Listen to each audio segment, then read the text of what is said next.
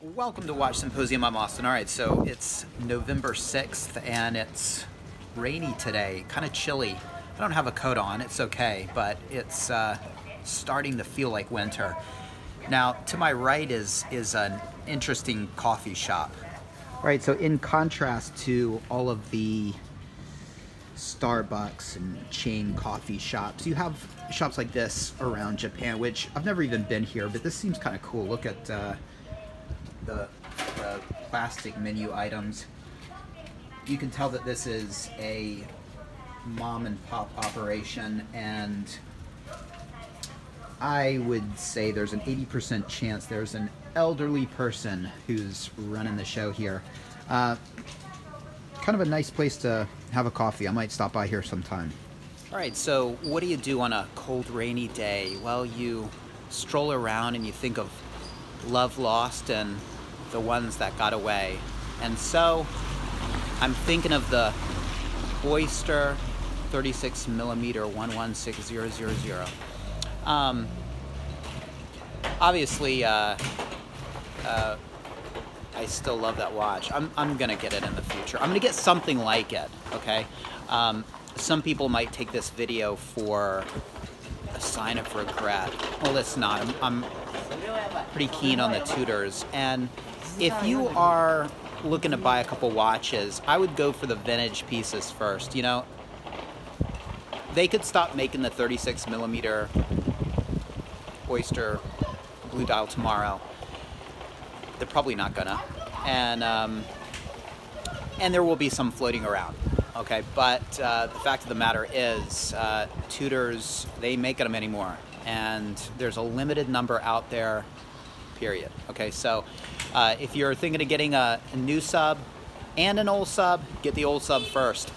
Prices on old vintage pieces are going nowhere but north. At least when it comes to Rolex. I don't know about Tudor, but there will be time for an Oyster later.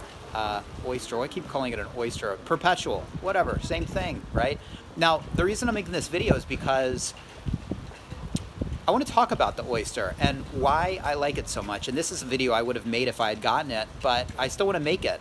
All right, so we often look at watches and their functions and complications as a total package, but I saw a video, and I think I put a link in one of my videos to this video, and it was a watchmaker talking about time-only watches and about looking at complications as just that, complications that are attached to a time-only function. And there was a time when Rolex didn't have dates on their watches. There was a time when the time was all you got. And in that sense, the Oyster Perpetual is really the grandfather of all modern Rolexes. And in that sense, if you're a real purist, then I think you can appreciate it for really its place in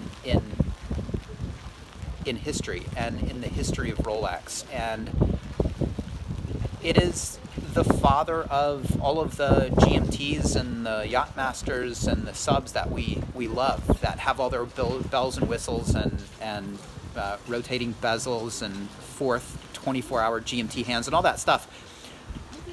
Those are frills, and, well, frills is maybe not the best word for it because they're incredibly useful and innovative and fantastic complications that were attached to a time-only movement. And the Oyster Perpetual line really embodies that time-only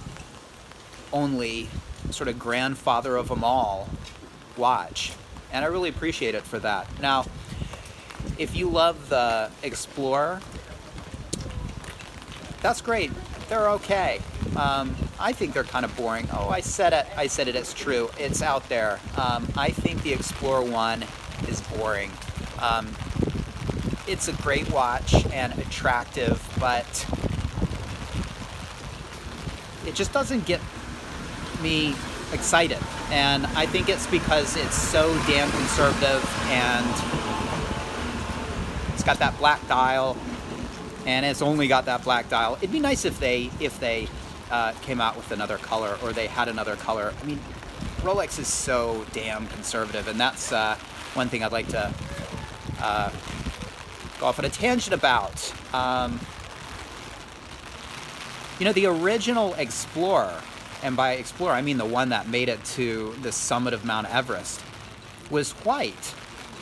They should have a white version. They probably didn't make a white version because they thought black would sell better, and it's more, well, it's a manlier color.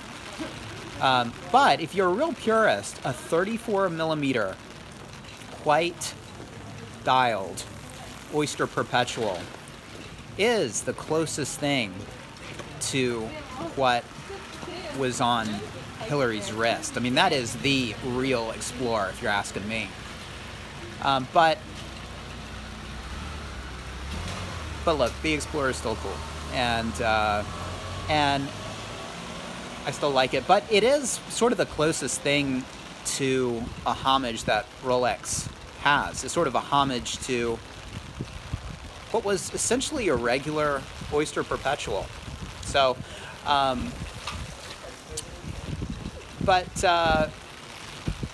anyway, back on topic. Yeah, the Oyster Perpetual 36 millimeter. All right, here's a little watch shop. It's kind of like a glasses and watch clock shop, and most of the pieces in here are battery-powered quartz, and I think the watchmakers, if you could really call them that, are more into refitting batteries than anything else. Seikos, Orients, and those of the quartz ilk. So not really my kind of place, but I passed it and I thought I'd get a little bit of footage of it. Right, this is a place where you can get your Seiko 9F quartz movement refitted with a battery.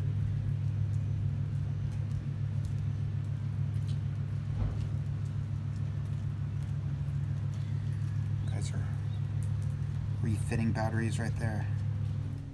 All right, this was one of the only mechanical watches. Price tag's about 500 USD.